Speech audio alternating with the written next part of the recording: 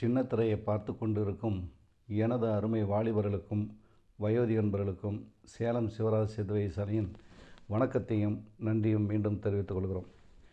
சேலம் சிவராஜ் சித்த வைத்தியசாலை பொறுத்தவரை தமிழ்நாட்டில் 7 தலைமுறைகளாக தொடர்ந்து சித்த வைத்தியம் செய்து வரும் பாரம்பரியமிக்க குடும்பம். முத்துலிங்கசாமி அவர்கள் முதல் இந்த சித்த வைத்தியத்தை கற்றுக்கிட்டு இந்த சித்த வைத்தியம் செய்ய 202 வருடங்களுக்கு முன்னாடி ஆரம்பிச்சிருக்கார். அவருடைய மகன் சுப்பிரமணிய வைத்தியர் அவர்களுக்கு இந்த தொழில் ரகசியங்களை கற்றுக் கொடுத்து வந்திருக்கார். சுப்பிரமணிய வைத்தியர் அவர்கள் அவருடைய மகன் ரத்னவேல் வைத்தியர் அவர்களுக்கும் அவருடைய பேரன் சிவராஜ் அவர்களுக்கும் இந்த தொழில் ரகசியங்களை கற்றுக் கொடுத்து வந்திருக்கார். சிவராஜ் அவர்கள் அவருடைய மகனான சிவராஜ் சிவகுமாராக எனக்கும் சிவராஜ் சஞ்சய்க்கும் இந்த தொழில் ரகசியங்களை கற்றுக் கொடுத்து வந்திருக்காங்க. நான் எனது பேரன் சிவராஜ் ஷிபிக்கும் இந்த தொழில் ரகசியங்களை கற்றுக் கொடுத்து வந்திருக்கேன். என்ன தான் பட்டப்படிப்பு படிச்சுட்டு வந்தாலும், சித்த வைத்தியத்தில் படிப்பு படிச்சுட்டு வந்தாலும், பாரம்பரியமிக்க சித்த வைத்தியர்கள் இருக்க மூலிகை ரகசியங்கள் மங்கி அவங்க இருக்கிற இடமே தெரியாத அளவுக்கு போயிடும். ஆனால் இப்போ கூட இன்னும் கெட்டு போகலை. நமது அரசாங்கம் இதுக்கு ஒரு முக்கியத்துவம் கொடுத்து இந்த சித்த வைத்தியர்களை, பாரம்பரியமிக்க சித்த வைத்தியர்களை மட்டும் பயன்படுத்தினா இன்றைக்கி உலக நாடுகளில் எந்த அளவுக்கு சித்த வைத்தியத்தை பரப்ப முடியுமோ அதை கண்டிப்பாக நம்ம தமிழ்நாட்டில் இது ஒரு சாதனையை படைக்க முடியும் அப்படிங்கிறத இதை ஆணித்தரமாக ஆதாரமாக இந்த நிகழ்ச்சியில் சொல்கிறேன். சித்த வைத்தியத்தில் அளவிட முடியாத மூலிகை ரகசியங்கள் இருக்குது. இந்த வியாதி அப்படிங்கிறதே கிடையாது. எல்லா விதமான வியாதிகளுக்கும் சித்த வைத்தியத்தில் அபரிதமாக அற்புதமாக சிகிச்சை பண்ணி அவன் சந்தோஷப்படக்கூடிய அளவுக்கு அந்த வியாதியை குணப்படுத்தி அவங்க மகிழ்ச்சி அடையக்கூடிய அளவுக்கு வைக்க முடியும். அந்த மாதிரி என்னுடைய முப்பாட்டனார் பாட்டனார், இப்போ பார்த்திங்கனாக்கா எங்கள் முப்பாட்டனார் இருந்தார், அதுக்கு அடுத்த பாட்டனார் இருந்தார், என்னுடைய பாட்டனார் இருந்தார், தகப்பனார் இருந்தார். இப்போ இவங்கெல்லாம் நம்மிடையே இல்லை அப்படின்னா அவங்ககிட்ட இருந்த மூலிகை ரகசியங்கள் என்ன தான் நான் சிறந்த முறையில் நான் செஞ்சாலும் அவங்ககிட்ட இருக்க மூலிகை ரகசியங்கள் நம்மகிட்ட இல்லாமல் போயிடுது இல்லையா? அப்போ அழிஞ்சிக்கிட்டே போகும்போது இப்போ நாளைக்கு நான் இல்லை அப்படின்னு வச்சுங்க, அப்போ அந்த ரகசியங்களும் போயிடுது இல்லையா? ஏன்னா ஒவ்வொருத்தருடையும் ஒரு தனித்திறமைகளுங்கிற மாதிரி எங்ககிட்ட இந்த பலகீனம், ஆண்மை குறைவு, இல்லைன்பது ஈடுபாடு முடியாமங்கிறத மூலிகை ரகசியங்கள் அபரிதமாக அற்புதமாக எங்கள் முப்பாட்டனார் காலத்துலேருந்து கையாண்டு வந்திருக்காங்க. அதனால தான் நான் என்ன சொல்கிறேன் அப்படின்னா, ஒவ்வொரு நிகழ்ச்சியில் சொல்லும்போதும் இது ஆதாரமாகவும் ஆணித்தரமாக அடித்து நான் பேசுகிறதுக்கே காரணம் என்னன்னாக்கா, இந்த பலகீனத்தை சேலம் சிவராஜ் சித்த வைத்தியசாலை தவிர வேறு யாருனாலையும் பண்ண முடியாது அப்படிங்கிற காரணம் என்னன்னாக்கா, அவ்வளோ மூலிகை ரகசியங்கள் இவங்களுக்கு கற்றுக் கொடுத்து வந்தது. எங்ககிட்ட இருக்கிற ரகசியங்கள் அந்தளவுக்கு இருக்குது. அதில் தான் ஒரு பையனை சந்தோஷமாக படக்கூடிய அளவுக்கு வைக்க முடியும் அப்படிங்கிறத இதில் இந்த நிகழ்ச்சியில் நான் சொல்லிக்கிறேன். ஏன்னா என்னுடைய நிகழ்ச்சி பார்த்திங்கனாக்கா, ஒவ்வொரு நிகழ்ச்சியிலையுமே நான் ஒவ்வொரு விதம், அதாவது ஒவ்வொரு நிகழ்ச்சியுமே நான் என் வாய்க்கு வந்த நிகழ்ச்சியை நான் பேசுகிறதே கிடையாது. பத்திரிகைகள் தினசரி வர பத்திரிகைகளுடைய ஆதாரங்களை எடுத்து குறிப்பு எழுதி வச்சுக்கிட்டு அதில் முக்கியமானது ஜனங்களுக்கு பயன்படக்கூடிய அளவுக்கு இருக்கிற நிகழ்ச்சியை மட்டும் தொகுத்து என்னுடைய மேனேஜருக்கு தொகுத்து கொடுக்க, அதை நான் எடுத்து உங்களுக்கு பேசுகிறேன். அதே மாதிரி சிகிச்சைக்கு வரவங்க எந்தளவு பாதிக்கப்பட்டு வராங்களோ அவங்களுடைய நிகழ்ச்சியை ஊர் பேர் மாற்றி நான் உங்களுக்கு இந்த நிகழ்ச்சியில் நான் சொல்லி வந்துகிட்ருக்கேன். ஏன்னா இதுக்கு முன்னாடி ஒரு நிகழ்ச்சியில் நான் ஒருத்தர்கிட்ட பேசுவேன். அதாவது திருச்சியிலேருந்து வந்த ஃபோன் காலுக்கு நான் பேசுவேன். பேசும்போது அந்த பையன் திருமணத்துக்கு பண்ணிட்டாங்க, திருமணத்தை பண்ண போகிறேன் அப்படின்னு சொல்கிறான்.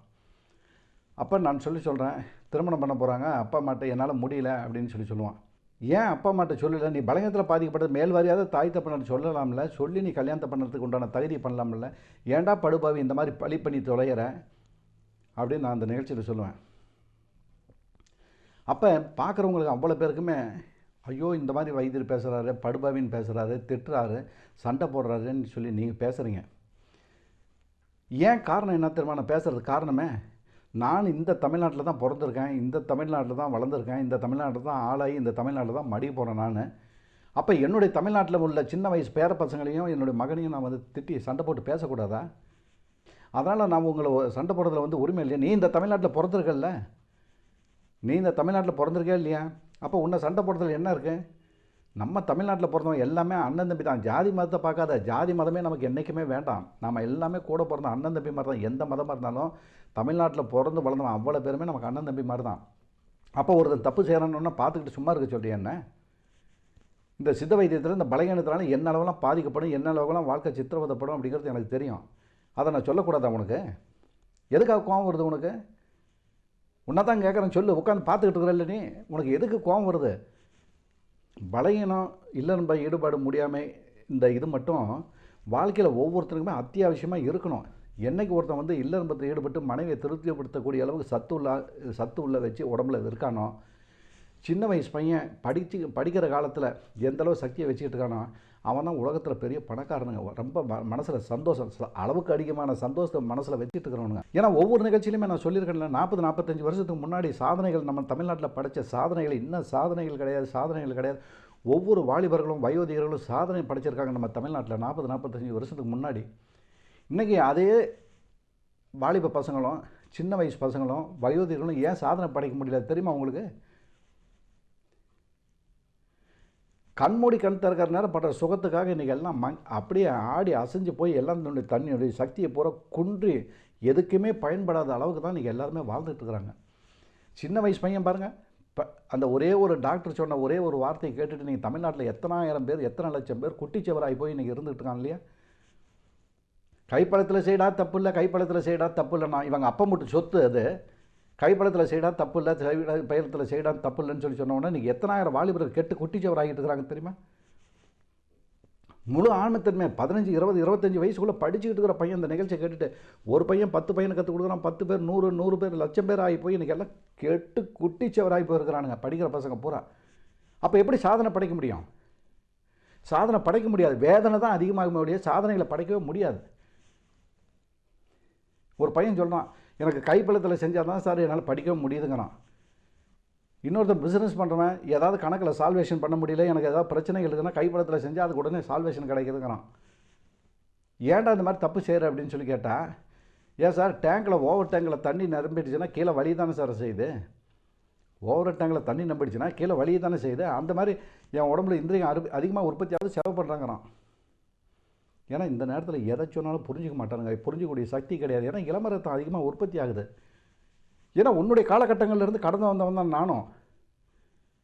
உன்னுடைய காலகட்டங்கள்லேருந்து நானும் நடந்து வந்தவன் தான். ஏன்னா பாம்புக்கு தான் தெரியுமா இல்லையா, வேறு யாருக்குமே தெரியாது இல்லையா? வேண்டாம் டாக்டர், அந்த தப்பு செய்யாதீங்க. ஏன்னா அந்த பையன் வந்து இல்லன்பத்தை ஈடுபடுறதுக்கு சுகத்தை அனுபவிக்க முடியல அப்படின்னு நான் சண்டை போட்டு பேசுகிறேன். தாய் தப்பனாட்டு சொல்லி மேல் வாரியாது சொல்லியாது கல்யாணத்தை பண்ணு அப்படின்னு சொல்கிறேன் இல்லையா? ஏன் அந்த வார்த்தையை நான் சொல்கிறேன்? அப்போ ஒரு பெண்ணுடைய வாழ்க்கை வீணாகுது இல்லையா? சொல்லு. இப்போ அப்பா அம்மாட்ட சொல்ல முடியலன்னு சொல்லி கல்யாணத்தை பண்ணிக்கிட்டான். அதை வந்து எனக்கு வாணியம்பாடியிலேருந்து ஒரு பெரியவர் பேசுகிறாரு எனக்கு ஃபோனில். அந்த நிகழ்ச்சியை பார்த்துட்டு வாணியம்பாடியிலேருந்து நான் திட்டி செல்ஃபோனில் பேசுகிற நிகழ்ச்சியை கேட்டுட்டு எனக்கு ஃபோன் பண்ணிவிட்டு என்கிட்ட அழுகிறார். சார் நீங்கள் சொல்கிற நிகழ்ச்சியை நான் கேட்டுட்டு என்கிட்ட அழுதுகிட்டே ஃபோனில் பேசுகிறாரு. அந்த வாணியம்பாடியில் இருக்கிற நண்பர், அதை என்னுடைய சகோதரன்னு வச்சுங்களேன், என்கிட்ட சொல்லிக்கிட்டு அழுகுறார். சார் நீங்கள் திட்டி பேசுகிற நிகழ்ச்சியை கேட்டேன். ஒரு பையன் வந்து திருமணத்தை பண்ணும்போது தன்னுடைய தாய் தகப்பனாட்ட சொல்லாமல் வெக்கத்தை விட்டு கல்யாணத்தை பண்ணிவிட்டு அப்பா சண்டை போடுவாங்கங்கிறதுக்காக ஒரு பெண்ணுடைய வாழ்க்கையை வீண் பண்ணும்போது நான் என்னுடைய பிள்ளையை சார் ஒரே ஒரு பிள்ளை ஆசையாக லட்சணமாக கண்ணுக்கு லட்சணமாக படிக்க வச்சு என்னுடைய தகுதிக்கு மேலே படிக்க வச்சேன் சார். படிக்க வச்சு நல்ல முறையில் கல்யாணம் பண்ணி கொடுத்தேன் சார்.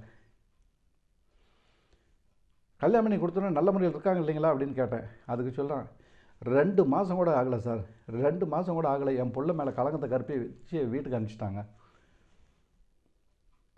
அப்போ நான் கேட்டேன், ஒரே ஒரு பொண்ணு சீர்வரிசை ஏதாவது குறையா செஞ்சீங்களா, ஏதாவது செய்யலையா அப்படின்னு. சார் அவங்க கேட்குறத விட அதிகபட்சமாக கடன் உடனே வாங்கி எல்லாமே செஞ்சு நல்ல முறையில் கொடுத்தேன் சார். ஒரே ஒரு பிள்ளை, பையனும் கிடையாது எனக்கு. என்னுடைய சொத்து எல்லாமே என் உயிரிலேருந்து எல்லாமே என் பொண்ணுக்காக நான் கொடுக்குறேன். அந்த பிள்ளைய 2 மாதத்தில் வீட்டுக்கு அனுப்பிச்சிட்டாங்க அப்படின்னு. ஏன் அவங்க தாய் தகப்பனாட்ட போய் பேசலாமே அப்படின்னா, தாய் தகப்பனாட்ட பேசும்போது அவங்க வந்து எந்த விதமான பதிலும் பேச மாட்டேங்கிறாங்க. என் பையன் அந்த மாதிரி சூழ்நிலையில் இருக்கிறாங்க, நாங்கள் என்ன பண்ணுறது அப்படிங்கிறாங்க அவங்க பெரியவங்க. அந்த பிள்ளைகிட்ட கேட்டால் அந்த பிள்ளை என்ன சொல்லுது, அந்த பிள்ளை வந்து அந்த அவங்க அம்மா கிட்ட வந்து மட்டும் விவரத்தை சொல்லியிருக்கேன்.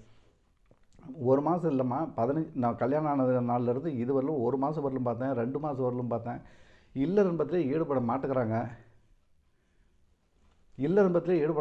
அப்படின்னு சொல்லிட்டு அந்த புள்ள வந்து அவங்ககிட்ட போய் கேட்டுக்கு, ஏன் இல்லறன்பத்திலே ஈடுபட மாட்டேங்கிறீங்க அப்படின்னு சொல்லி அந்த புள்ள படித்த பிள்ளைங்கிறதுனால அந்த புள்ள கேட்டதுக்கு அதுக்கு வந்து சண்டைக்கு வந்து அந்த புள்ள மேலே கலங்கத்தை கற்பிச்சு வீட்டுக்கு அனுப்பிச்சிட்டாங்க. அப்போ அவர் கதறி அழுவுறதை பார்த்தா கேட்கறதுக்கு நம்மளால் முடியல. உண்மையிலுமே மனசுக்கு சங்கட்டமாக இருக்குது. சொல்லு. நானும் ஒரு பெண்ணை பெற்றவன் தான். அவர் சொல்லிட்டு அழுவும்போது இன்னும் ரத்தமெல்லாம் அப்படி சுண்டி போகிற அளவுக்கு இருக்கு இல்லையா? அப்போ தமிழ்நாட்டில் இன்றைக்கி எத்தனாயிரம் பேர், எத்தனாயிரம் பெண்கள் தமிழ்நாட்டில் சித்திரவதைப்பட்டு சின்ன பின்னமாகி இந்த பசங்க ஆள் அழகாக இருக்கானுங்க, லட்சணமாக இருக்காங்க. உண்மையாலுமே நம்ம தமிழ்நாட்டு வாலிபர்களை பார்த்தீங்கன்னாக்கா அப்படி கடிச்சு திங்கிற அளவுக்கு லட்சணமாகவும் அப்படி சும்மா பார்த்தீங்கன்னா தலை இருப்பானுங்க. அவனுங்க பேண்ட் ஷர்ட் போட்டு இன் பண்ணிட்டு வந்தானா, அப்படி ரோட்டில் நடந்து வந்தானா பார்க்கறதுக்கு அப்படியே அழகு சிந்துவானுங்க. அந்த அளவு தான் நம்ம தமிழ்நாட்டு வாலிபர்கள் அவ்வளோ அளவு லட்சணமாக இருக்கிறானுங்க. அப்போ ஏன் தன்னுடைய ஆண்மைத்தன்மை இழந்து பரிகிறானா, அவனுக்கு நண்பர்கள் சேர்க்க வந்து அந்த மாதிரி தங்கமான பையன், அற்புதமான பையன், அப்பானுடைய பேச்சுக்கு மீறி நடக்க மாட்டான், குடும்பத்தினுடைய கௌரவத்தை காப்பாற்றக்கூடிய பையனாலாம் நண்பர்கள் சேர்க்கனால நண்பர்கள்னால குட்டிச்சவராகி போய் வரானுங்கள்ல. அப்போ அந்த பையன் அப்பா அம்மாட்ட சொல்லியிருந்தானா இன்றைக்கி அந்த பிள்ளைனுடைய வாழ்க்கை வீணாகாது இல்லை? சரி, யோஜனை பண்ணி பாருங்கள். நீங்களே நான் கேட்குறேன், இந்த சின்ன திரையை பார்த்துட்ருக்கீங்கள, அந்த பிள்ளையை வந்து வாணியம்பாடியிலேருந்து சொன்ன ஒரு மாதிரி அந்த பிள்ளைய வீட்டுக்கு அனுப்பிச்சிட்டான். அவங்க அப்பாவுக்கும் அம்மாவுக்கும் வயசு அதிகமாகிடுச்சு. அவங்க அப்பா அம்மா இருக்கிறவரெலாம் அந்த பிள்ளையை பத்திரமா பாதுகாத்து வருவாங்க. அந்த பிள்ளையினுடைய பாதுகாப்பு அப்பா அம்மா இல்லை அப்படின்னா அந்த புள்ளை வந்து மனசு கொஞ்சோண்டு தடுமாறி அதாவது ஒரு கண்மூடி கண் திறக்கிற நேரம் படுற சுகம் தானே, அந்த சுகத்துக்கு மனசு தடுமாறி போச்சுன்னா அந்த பிள்ளையினுடைய வாழ்க்கை என்ன சின்ன பண்ணமாகி போடும் இல்லையா? ஆனால் அதே பிள்ளையினுடைய வாழ்க்கை அவங்க அப்பா அம்மா இருக்கிற வரலும் நல்ல முறையில் பேணி பாதுகாத்து வருவாங்க இல்லையா? அந்த பிள்ளை என்னென்ன கேட்பாலோ அதெல்லாம் வாங்கி தருவான். என்னென்ன வெளியூர் போகணும்னாலும் கோயில் குளம் போகணும்னாலும் கூட்டிகிட்டு போவான். அப்பனும் அம்மாவும் தன்னுடைய உயிரியை கூட அந்த பிள்ளைக்காக தானே கொடுக்க போகிறாங்க இல்லையா? ஆனால் சாவுங்காலத்தில் அந்த உயிர் போகிற நேரத்தில் அந்த பிள்ளையை பார்த்து அவங்க விடுற ரத்த கண்ணீர் இருக்க, கல்யாணம் பண்ண முடியல அப்படின்னா அந்த பிள்ளையை விட்டு தொலைச்சிவிட. அந்த பிள்ளை எடுக்கட்டு எங்கேயோ போய் நல்லவனை கட்டிக்கிட்டு நல்ல முறையில் வாழட்டும். ஏன் அந்த பிள்ளையுடைய வாழ்க்கை வீண் பண்ணுற?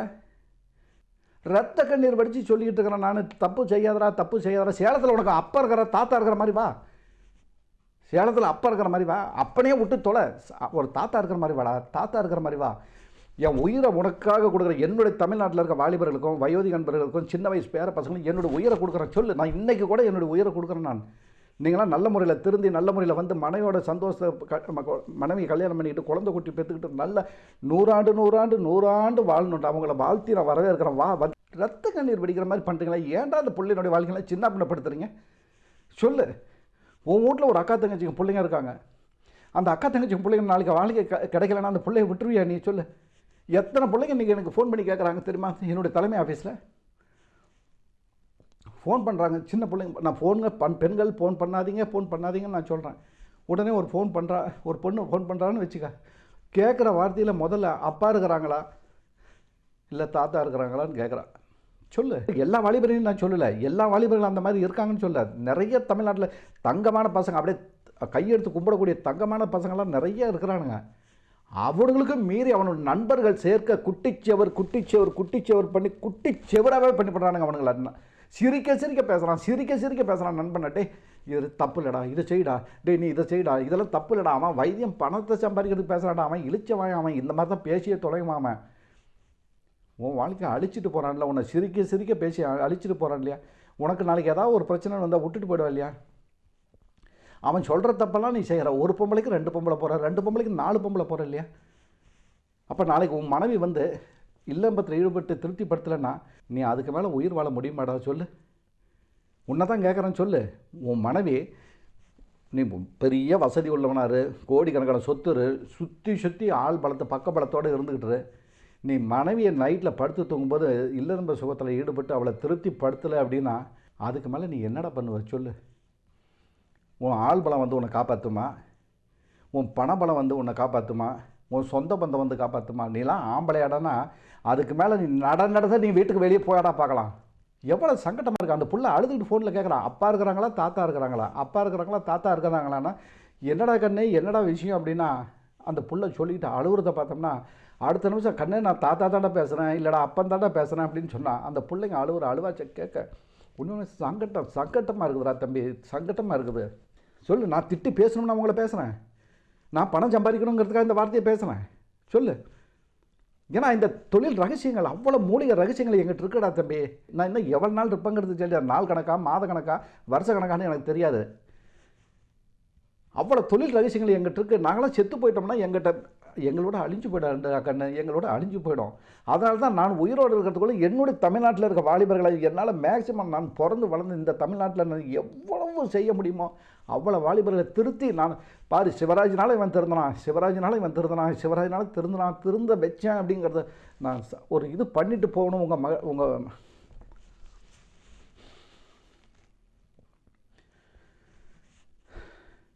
கண்ணு, நான் உங்களை திட்டுறேன்னு கோச்சிக்காத, உன்னை சண்டை போடுறேன்னு கோச்சிக்காத. சேலத்துக்கு வா, உன்னுடைய தாத்தாவை பார்க்குற மாதிரி வா, தகப்பனார் பார்க்குற மாதிரி வா, தாத்தாவை பார்க்குற மாதிரி வா. தினசரி காலையில் 6 மணிலேருந்து சாயந்தரம் 6 மணி வரலும் தலைமை ஆஃபீஸில் தினசரி நான் இருக்கேன். ஒவ்வொருத்தருக்குமே ஆலோசனை பண்ணி சொல்கிறேன். ஆலோசனை பண்ணுறதுக்கு நான் என்ன பணமாக கேட்குறேன், காசு கேட்குறேன்? நான் சொல்லு, உன்னை என்ன கேட்குறேன்னு சொல்லு, வந்து ஆலோசனை பண்ணு. உங்கள் சொந்த தாத்தாட்ட அது சண்டை போட்டு என்கிட்ட கேளு. ஏன்டா சித்த வைத்தியரா இந்த மாதிரி சொல்கிறேன், அப்படி சொல்கிறேன், எப்படி சொல்கிறேன்னு சண்டை போட்டு கேட்குறவனுக்கு அதிக முக்கியத்துவம் கொடுப்பேன் நான். பலகீனத்தில் எந்த மாதிரி பலகீனத்தில் பார்த்துச்சா, ஒரு பையன் கூட ஆன்மத்தன்மை இல்லாமல் இருக்கக்கூடாது. அத்தனை பேரும் முழு ஆன்மத்தன்மை. கண்ணு, ஒரு பையனுக்கு வந்து ஆன்மத்தன்மை இருந்து இல்லறத்தில் ஈடுபட்டு மனைவியை திருப்திப்படுத்தக்கூடிய அளவுக்கு சத்து இருந்ததுன்னு வச்சுக்க, அவன் தான்டா உலகத்தில் இருக்கிற கோடீஸ்வரனில் பெரிய கோடீஸ்வரன். பில்கேட்ஸ் என்ன, அவனை விட பெரிய கோடீஸ்வரன் அவன் தான். எப்படின்னா மனைவிட்ட இல்லறத்தில் ஈடுபட்டு அந்த மனைவி வந்து சொல்லணும், ஐயோ எனக்கு போதுங்க, வேண்டாம், விட்டுடுங்க, சிரமமாக இருக்குது அப்படின்னு ஒரு பெண்ணு மட்டும் சொல்லிட்டான். அடாடாடா, அவன் அடையிற மகிழ்ச்சி இருக்கு பாடுறா. அந்த பெண் வந்து அவனை அப்படியே சுற்றி வட்டடிப்பா. எப்படி அவனை கணவனை சுற்றி எங்கள் மாமன் சுற்றி வட்டடிப்பாடா. உன்னை விடமாட்டா. அப்படியே பழைய சோறு போட்டால் கூட சரி, அதை சாப்பிட்டுக்கிட்டு உன்னை சுற்றி வட்டடிப்பான். நீ இல்லைன்ற சுகத்தில் மட்டும் அந்த பிள்ளைய அளவுக்கு அதிகமாக திருப்திப்படுத்திட்டினா நீ இதில் கோட்டை விட்டு பாடுறா. நீ கோட்டை விட்டு பாரு. எத்தனை கோடி உனக்கு சொத்து இருந்து என்ன பண்ணுறது? ஒரு நாளில் செக்கில் 100 செக்கில் கையெழுத்து போட்டு கொடுத்துரு, எடுபடி ஆட்கள் வச்சிரு, ஏராளம் வச்சுக்க, சொந்த பத்தத்தை என்ன அரண்மனையில் கூட இருந்துக்க. இல்லறம்பத்தை திருப்தி படுத்தலைன்னா காலையில் நீ தூங்கி ஏந்திரிக்குமா உன் மனைவி நேரில் பார்த்துருவியா? நீ சொல்லு, உன் மனைவியை கண்ணெடுத்து இப்படி நேரில் பார்த்துருவியா? வேண்டாம்டா கண்ணு, வேண்டாம். அந்த வாழ்க்கையே நமக்கு வேண்டாம். நம்ம தமிழ்நாட்டில் பிறந்த வளர்ந்த வாலிபர்கள் அத்தனை பேர்த்தையும் நான் இருக்கேன், நான் உயிரோடு இருக்கிற வரலும் நீங்கள் எல்லாமே சந்தோஷமாகவும் மகிழ்ச்சியாகவும் ரொம்ப குழந்தை குட்டி பெற்றுக்கிட்டு அபரிதமான சந்தோஷத்தில் அப்படியே பணங்காசே வேண்டாம்டா கண்ணு, பணங்காசே வேண்டாம். இந்த சுகத்தில் எனக்கு தெரிஞ்ச வித்தைகளை, நான் எனக்கு தெரிஞ்ச மந்திரத்தில் எனக்கு தெரிஞ்ச செயல்களை எல்லாமே நான் உங்கள் தமிழ்நாட்டு வாலிபர்களுக்கும் வயோதிகர்களுக்கும் சின்ன வயசு பசங்களுக்கும் பண்ணி கொடுக்குறேன். எந்த நேரம் வேணுமாலும் ஆலோசனை பண்ணுறதுக்கு காசு பணம் எதுவுமே கேட்குறதுல வந்து ஆலோசனை பண்ணு. நான் சொல்கிற முறைகள், நான் சொல்கிற பத்தியங்கள், நான் சொல்கிற விவரங்களில் நீ நல்ல முறையில் நடக்க முடியும் அப்படின்னா சிகிச்சையே வேண்டாம்டா கண்ணு. அப்படியே சிகிச்சை பண்ணுன்னா கூட எங்களை விட தலை சிறந்த சித்த வைத்தியர்கள் மதுரையில் இருக்காங்க, திருநெல்வேலியில் இருக்காங்க, நாகர்கோயிலில் இருக்காங்க. அவங்ககிட்ட கூட போய் பார். அவங்க உனக்கு அற்புதமாக அழகாக ரொம்ப நல்ல முறையில் செஞ்சு கொடுப்பாங்க. மீண்டும் சேலம் சிவராஜ் சித்த வைத்தியசாலை நன்றியும் வணக்கத்தையும் தெரிவித்துக் கொள்கிறோம்.